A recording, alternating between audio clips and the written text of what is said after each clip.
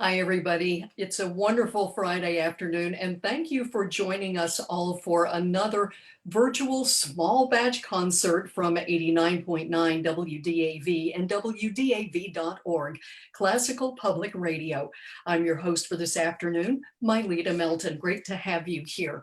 This is going to be a very special event today. Not that they all haven't been special, but this one even more so because we're very honored to have the two hostesses of the Classically Black podcast with us, Katie Brown and Delaney Harris. But first, before we introduce them, I'd like to thank our sponsors. First of all, Free Range Brewing for sponsoring the small batch concert series. Since we can't all gather at Free Range Brewing to enjoy a brew and the great music, we want to thank you for continuing to sponsor the series and also to let everybody know that there are a wonderful load of options for pick up at Free Range Brewing and lots of grab and go options too. They'll even bring the order right out to your car if that's what you'd like to do. Also a shout out and thank you to Carolina Asthma and Allergy, the Steinway Piano Gallery of the Carolinas. And they have some great news I'd like to share with you as well. The Steinway Piano Gallery Charlotte has been awarded the Steinway & Sons Prestigious Dealer of the Year Award, recognizing top Steinway dealers out of 65 plus showrooms across North America. That's a pretty high bar you're setting there for our friends at Steinway Piano Gallery. Also, Richard Krumdig and Peter and Jackie Hohenstein also for sponsoring the small batch series. We really couldn't do it without all of you. So let me introduce you. I know some of you may be new to podcasting, but once you get started with that first one, let me tell you, it's you just have to get as many of them as you possibly can. And once you hear the Classically Black podcast, you're going to want to tune in every single week because it's like nothing that you've ever experienced before. Because the Classically Black podcast brings listeners into the world of classical music through the eyes of Delaney and Katie. They're two Black classical musicians and they are on the rise, looking to share their perspective with a new and interesting twist. Classically Black podcast aim is to bring awareness to a forgotten and overlooked group in classical music. Professional classical musicians of color are few and far between in the field of classical music, with less than 4% of them being part of major orchestras. The mission of the Classically Black podcast is twofold. The first aim is to provide a new look, a fresh look on classical music. This genre, which is often viewed as elitist, is accessible and it's exciting. And secondly, we hope to break the stigma by showing who's present in classical music, that musicians of color are a big part of classical music, are very talented, and are not going anywhere. So the Classically Black podcast hopes to encourage its listeners that classical music is for everyone, regardless of race, regardless of education. So Katie and Delaney, welcome to our virtual small batch concert. Hi, thanks for having us. It is wonderful to have you. I'm going to start with Katie. Let me give you a short bio on Katie, and then we're going to chat a little bit. And we've got some wonderful clips of these two ladies playing together that they have moved heaven and earth to be able to bring us this afternoon. So I want to get right to that as quickly as possible. But Katie Catherine Brown is a violist who hails from Evanston, Illinois. She's a graduate of the Eastman School of Music. She studied viola performance and music education there. She studied and gives lectures and lecture recitals in cities around the world, including Seoul, Nashville, and Salt Lake City. She's an advocate for access to quality musical education for aspiring musicians of all backgrounds. She teaches in the El Sistema inspired programs Rock Music and Bravo Buddies. I love the name of that. And aside from playing and teaching, Catherine is one of the co-hosts of the Classically Black podcast. Before we chat, I want to also talk about Delaney just a second. She's a 21-year-old double bassist and podcaster from LA. And she has played in orchestras all over Los Angeles, including the Inner City Youth Orchestra of Los Angeles and the Youth Orchestra of LA, YOLA. At 17, she made her solo debut performing the Dittersdorf Concerto for double bass with members of the Los Angeles Philharmonic. So ladies, it is a pleasure to have you here this afternoon. Let's go ahead and start with you, Katie. How did you guys come up with the idea for your podcast? What was the first episode like? So I'm pretty new to podcasts. I think I started listening to podcasts in like 2016. So I was practicing one day where I get all my ideas because my mind tends to wander. And I was like, oh, we should start a podcast. So we have a group chat of Black classical musicians. So I put in the group chat, I'm like, we should start a podcast. And everyone was like, oh yeah, let's do it. Da, da, da. And then it kind of fell after that. And then so Delaney, myself, and maybe 3 other people were like, okay, we want to do this. Like, let's go ahead. And then it just dwindled down. And then it was 3 of us. And then Delaney said, let's go. And now it's 2 of us. The first episode, every once in a while I listen back, like the energy was like insane because like we couldn't believe we finally did it, because everyone wants to start a podcast until like you have to start the podcast. And so we finally got like all the equipment. We got our initial equipment from Eastman before we invested in our own things. And it was like really loud. I remember listening back. I kind of want to go listen again. We were so excited and also like kind of nervous because like now our approach is like way more nonchalant, way more relaxed. If we say something like, oh, just edit it out, but we had no idea what that even meant to edit something out. So Delaney would like text me something like, oh, you forgot to, and I was just like, okay, let's go back and do it. So that's what the first episode was like. I remember sitting right here and being incredibly nervous for that. Delaney, when you get started with a podcast and you get that first one done, do you start thinking to yourself, oh my gosh, how much work was that? And now that we've done it and we're going to have to keep doing it, what do we do to keep going week after week after week to get brand new episodes? Wearing that producer hat, talk a little bit about that, because it's really tough work to do a weekly podcast like you've got going on. Yeah, so our episodes come out every Monday, and one thing that me and Katie like say back and forth, we realized we're like, Monday comes around every single week, doesn't it? Like, because like in the beginning, of course, there was a lot of like energy. Like what works for me and Katie is that we both take a lot of pride in producing the podcast. So we were really, really on top of it. And we were actually quite a bit ahead in the beginning. So we weren't really recording on a weekly basis. But as, things have come up, and Katie and I were both in school at the time. She was getting her master's, I was getting my undergraduate degree at Eastman. And we kind of realized like, okay, this is getting to be a lot of work. But I think we're both at a place now where Classically Black really fits into our schedule. It's just sort of like a part of, what we do is like, I practice, I make dinner, I record Classically Black, so it's a pretty normal part of our routine at this point. Have you been surprised at the overall success and reception that the podcast has gotten?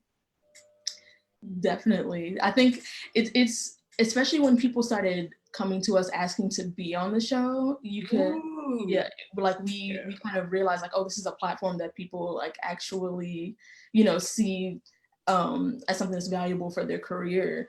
And it was also kind of crazy when we would meet people and they like already knew who we were or something. Like we were at a conference back in February and someone asked to take a picture with us for the first time. So that was like really crazy. It's like having somebody ask you for your autograph.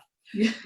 You've chosen a great program for this afternoon, and you've put yourselves together via some way cool video format. So one of you introduce that video, and we'll start listening to the 2 of you play. I can't wait to get to that point. So the video starts with a short video about Tchaikovsky, actually. So throughout this live stream, we're going to be showcasing a lot of things that we do on the show in terms of like telling stories about composers and about pieces and a lot of the fact-based things that we do. But a a lot of Classically Black is just like our humor and our rapport. So we have this video called 5 Reasons Why We Never Deserve Tchaikovsky. And Tchaikovsky is one of our favorite composers. So that's kind of too. 5 reasons why we don't deserve the great man. Well, because like when we say like we don't deserve someone, like a lot of times, like in popular culture, if you don't deserve someone, it's like they're so great that they really don't have to give us what they've given us, but they have, you know. So when we say we don't deserve him, it's like we hold him at such a high standard, especially since we find Delaney and I love Tchaikovsky so much, so we get a lot of backlash for that. It's like he's great, but like, what about Brahms? But it's like, what about Brahms? You know, people say that like he didn't reach his full potential, but we have to put that into context. He really revolutionized like ballet culture in classical music, and he also didn't really live like the most spectacular life, you know, because of some of his personal issues that he encountered while living in Russia. So we can't really say a composer doesn't reach their full potential and therefore this composer is better than the other, because we really don't know because of the circumstances. Mm-hmm. And another part of the video I just want to point out before we watch it is we're also going to be playing a piece by Dittersdorf, his Symphonia Concertante for viola and bass. A little bit about Dittersdorf. He is an Austrian composer, and his contemporaries were like Haydn and Mozart. He was actually very close friends with Haydn, and he played in a chamber group with Haydn and Mozart as well. And you wouldn't be able to tell this by looking at his compositions, but he's actually a really important composer for bassists, because he wrote a bass concerto, and we don't have that many of them. So he wrote that, and also the piece that you're going to hear Katie and I play. But he wrote several other things. But yeah, you're going to hear us play. You're going to hear the Tchaikovsky video first, and then the Dittersdorf Symphonia Concertante. Yeah, I think it's wonderful to actually talk about the composers like they're real people who had real problems, and they really wanted to be competitive. So like they say, let's go to the videotape.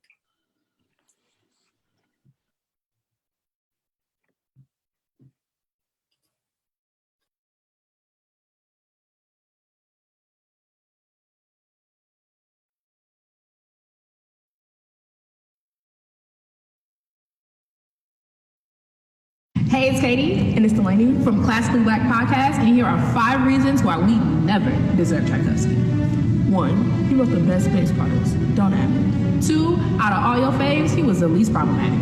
3, the Nutcracker. Period. 4, Fifth Symphony, second movement, 8th measure. And 5, out of everything that he's been through, he was still serving the girls with amazing music.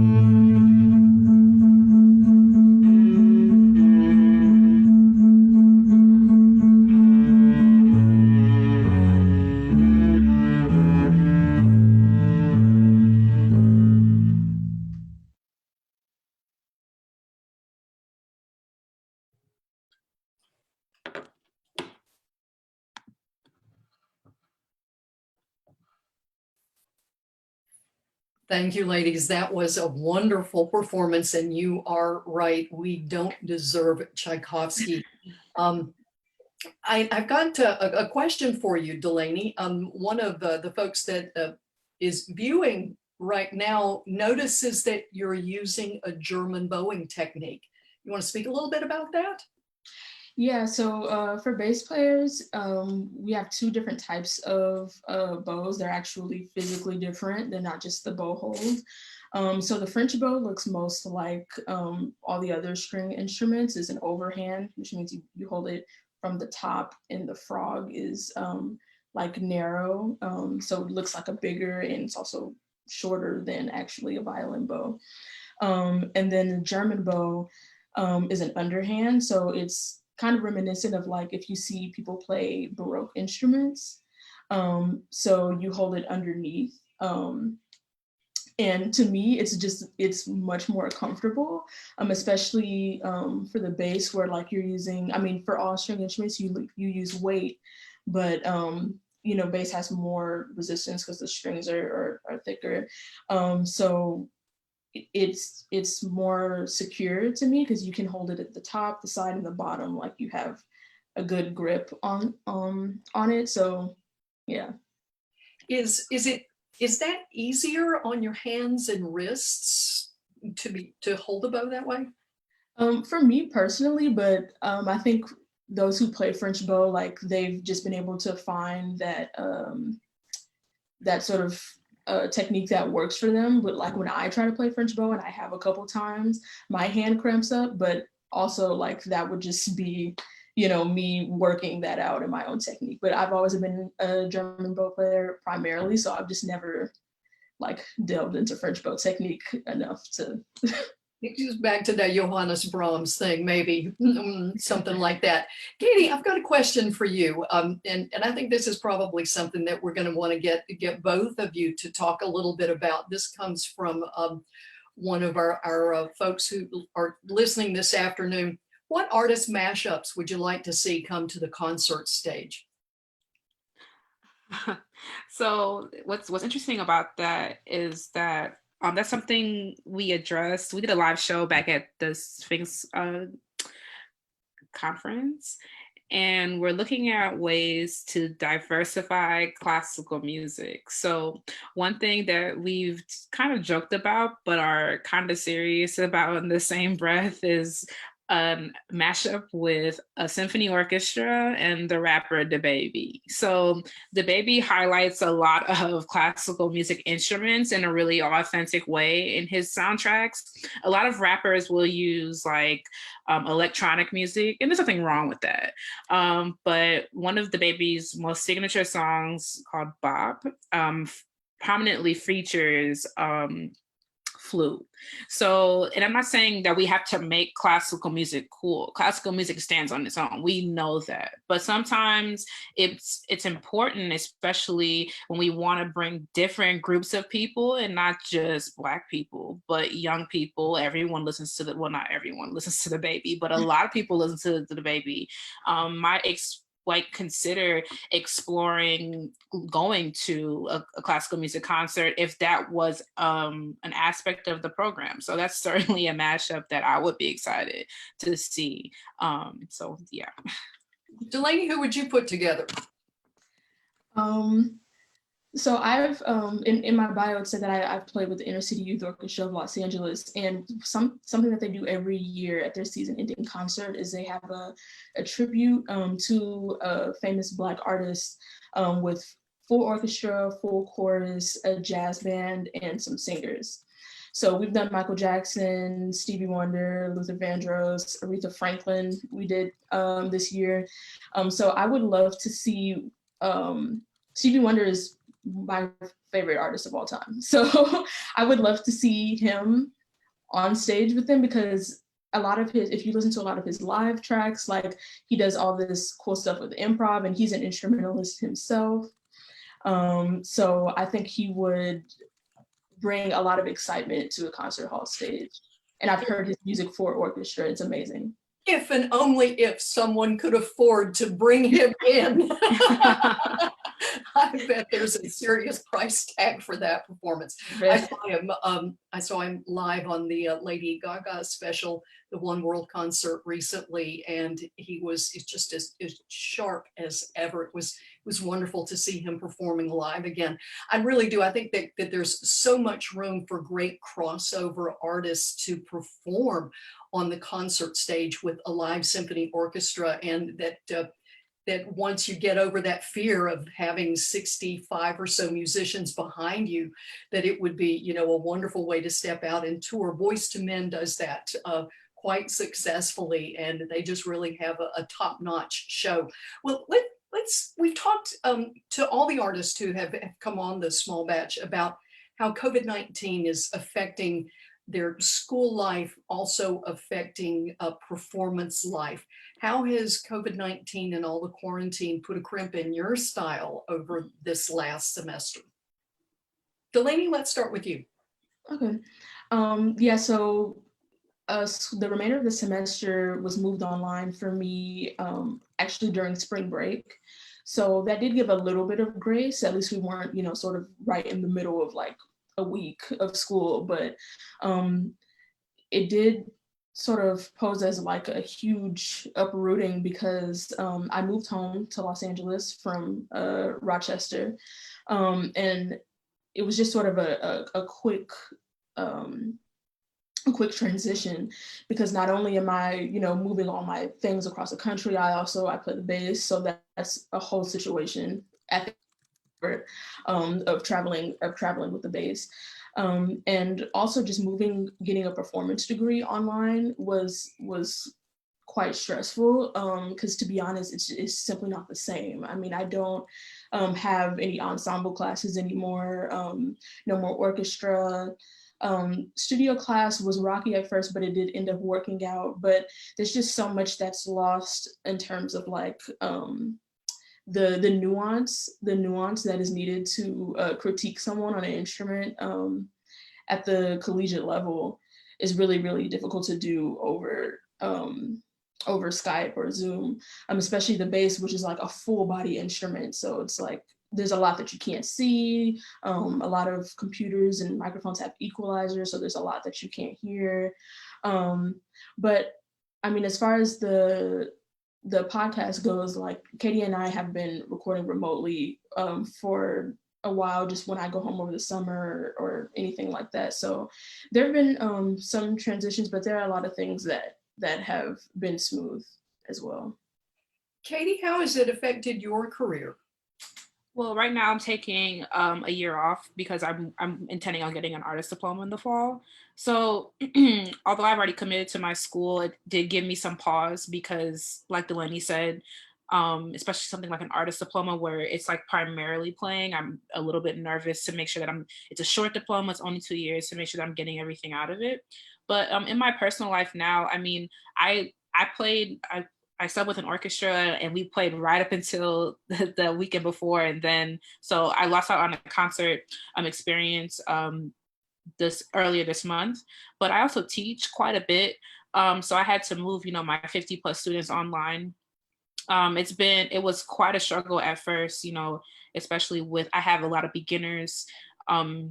So that was quite the struggle there because it's just impossible to teach. I mean, my kids didn't even get their goals yet, so it's just, parents have been flexible, but it's hard, especially on the emotional side of it, where, a student they improve on something that I've been asking them to do for months, and I'm not even there to celebrate that moment with them. But everyone has been extremely flexible. We're entering week 10.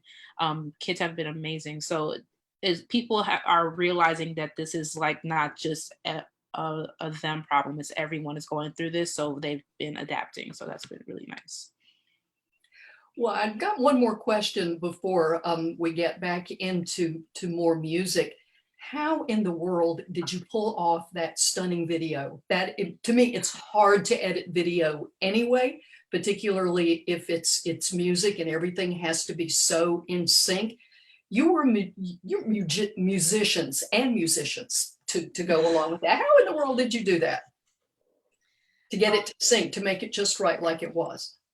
Yeah, so It's kind of it can be kind of meticulous, but one of the big things that Katie and I did was, you know, we were wearing headphones so that we had a click in our ears so that we made sure that we were at least at some point we could line it up at the beginning and it would line up. But we actually recorded our audio and our video separately so that we could mic ourselves and have that be its own track so we could have good audio. So we did have to line up our own audio and video and then line up that with the other person. But yeah, once you get it at the beginning, it's primarily it kind of works itself out from there. That's easy for you to say. It's great because Delaney alluded to the fact that we are used to recording remotely because of, you know, summer break and stuff like that. So the learning curve wasn't too high for this, just because we're used to like fiddling with audio, or like something went wrong, how do we fix it by Monday? Or we used to put our episodes up on YouTube, so we know our way around video editing software. So I mean, we're not, you know, we don't work for Warner Brothers, but we have our the learning curve wasn't too bad for us there. Well, what have you got next for us?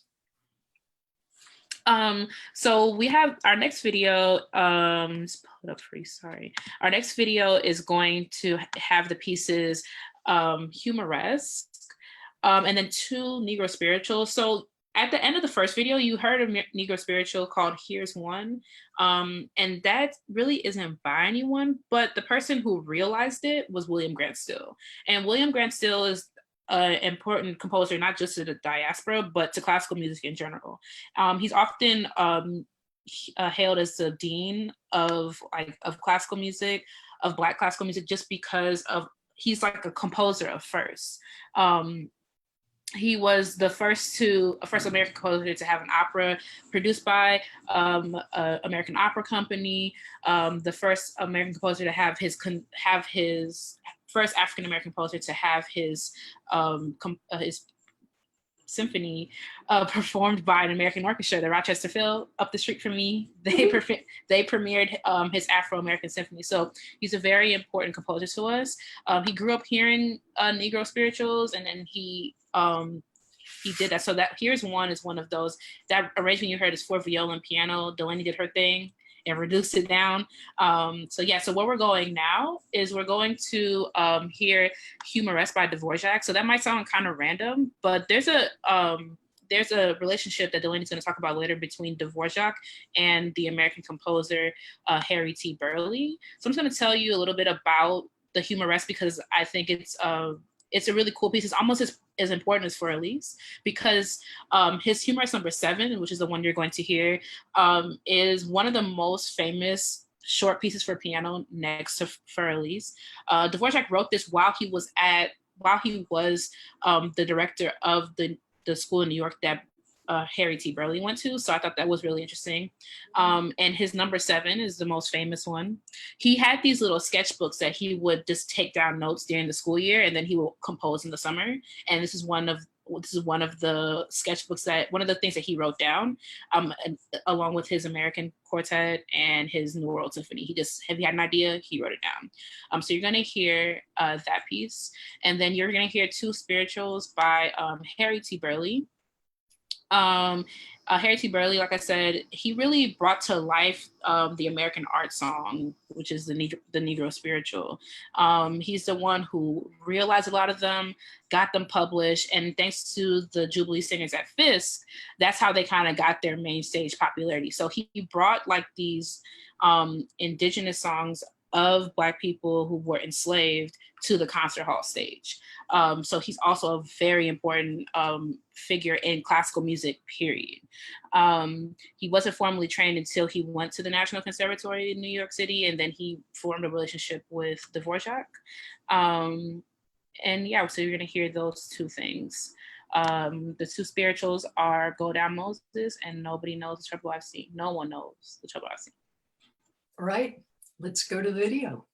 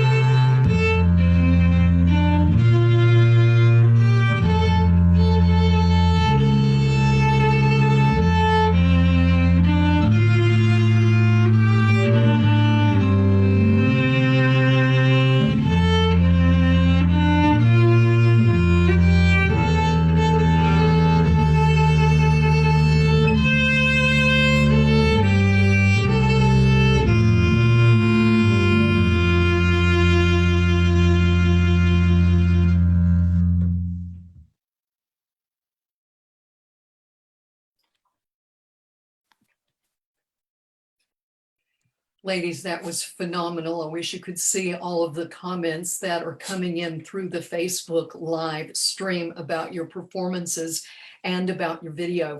I'm going to ask you just one more question before we close up shop this afternoon. That song just reminds me so much about just the pain and suffering that so many people who are dealing with COVID-19 are going through, whether it's in the workplace or it's in the performance space. If you could look into that crystal ball, what long-lasting changes do you think the pandemic is going to have on the world of classical music? Do you see any kind of silver lining that you might share with us on this Friday afternoon? I think that this time is lending people to be more creative, and I think that's going to bring a lot of innovation to classical music. So if there were a silver lining to this time, I would say that people are learning to, like this concert series, still finding ways to bring classical music to the lives of many people. And then once we are able to get into the concert hall again, certainly it'll be different. But I think the innovation and creativity that we've developed during this time will certainly show itself in an amazing way when we return. Delaney, anything that you'd like to add about Classically Black podcasts, or either of you as an artist as we move forward? Just about Classically Black, I mean, we are online at Classically Black Podcast on all social media, and we are still putting out episodes. So if you're looking for something to do and be entertained, we're still putting out episodes every Monday. And yeah, we also have a lot of fun over on our Instagram primarily. Katie runs our Instagram, and she's always putting together fun like polls and interactions. So yeah, we like to interact with people that listen to our show. So if you want to interact with us, you can hit us up on Instagram or an email at classicallyblackpodcast@gmail.com. And thank you for having us. Thank you for having us. It has been an absolute thrill to have both of you. And we just really want to thank you from the bottom of our hearts for all the hard work on the video and the absolutely stunning performance. Plus, everybody has really enjoyed hearing more about the lives of the composers and really making the music real and making it relevant. And I think that's one of the secrets to the whole ball of wax. So in conclusion, everybody, thank all of you for imbibing safely in place with us this afternoon for another small batch concert from Classical Public Radio at 89.9 WDAV and WDAV.org. Another big thank you to our friends at Free Range Brewing for sponsoring the small batch concerts. We hope to be able to get down there to your place and see you again really soon. Remember, they have online ordering and lots of different options for you that you can find on their website. Also, thank you to Carolina Asthma and Allergy Clinics, also the Steinway Piano Gallery of the Carolinas, to Richard Krumdick, and also Peter and Jackie Hohenstein for sponsoring our small batch concert series. With all of us together, that's the only way that we can do it. So for now, I'm Myleta Melton, your afternoon drive host and associate producer of Concierto, wishing you a wonderful weekend. And thank you so much for listening.